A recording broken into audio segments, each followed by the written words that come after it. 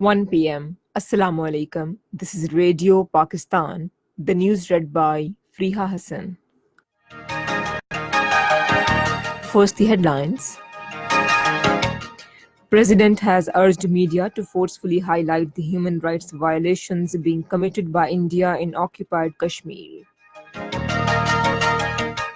Journalists from all over Pakistan and Azad Kashmir have started a protest march towards LOC to condemn India's ban on freedom of expression in occupied Kashmir.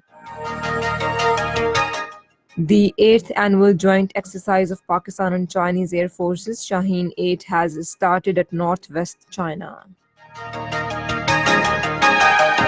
A 2-day Sarfaranga Cold Desert Jeep rally started in Skardu today.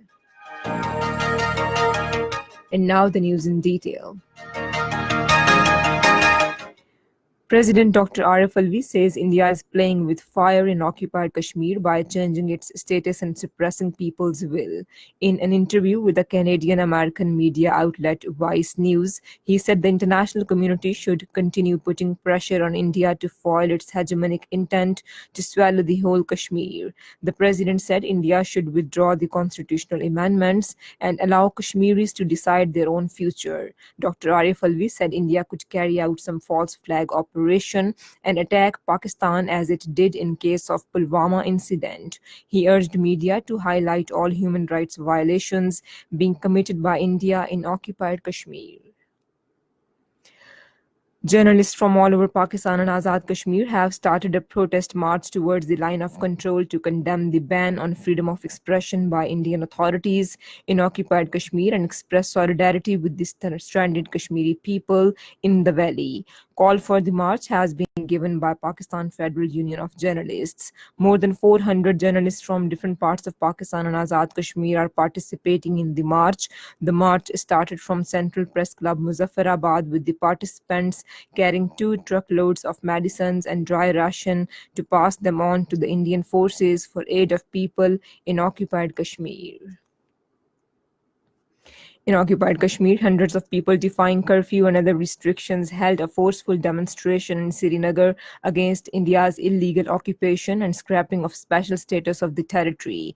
Defying strict curfew and other restrictions, nearly 1,000 people, including men, women, and children, took part in a demonstration in Sora area after Friday prayers yesterday.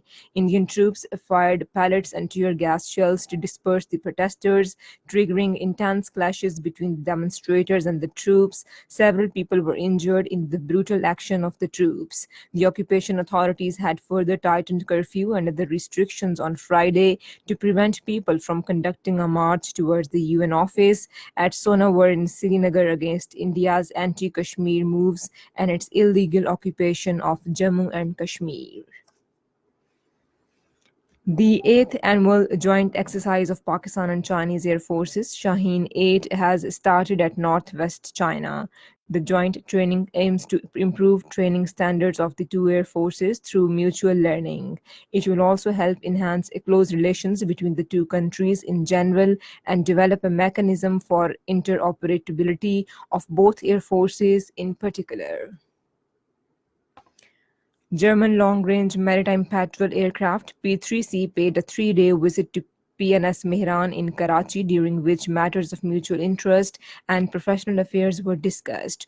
According to spokesperson of Pakistan Navy, the program of the visit included tabletop discussions on search and rescue, anti-submarine warfare, and other maritime operations. 8 people were killed when a speedy vehicle turned turtle near Muhammad Ali Shah Shrine in Tatar early this morning. According to a rescue source, the vehicle was carrying devotees to the shrine.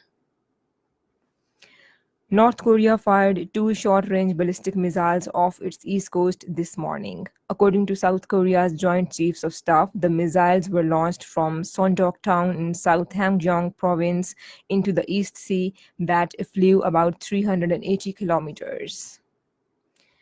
A two-day Sarfaranga Cold Desert Jeep Rally started in Skardu today. 70 Jeep racers and 40 bikers are participating in the rally. Local cultural music, polo match, and local art exhibition are also part of the Sarfaranga main event. And that is the end of this news bulletin. For more news and analyses, log on to our website radio.gov.pk and also watch live video streaming of our bulletins on the link facebook.com/Radio Pakistan News Official.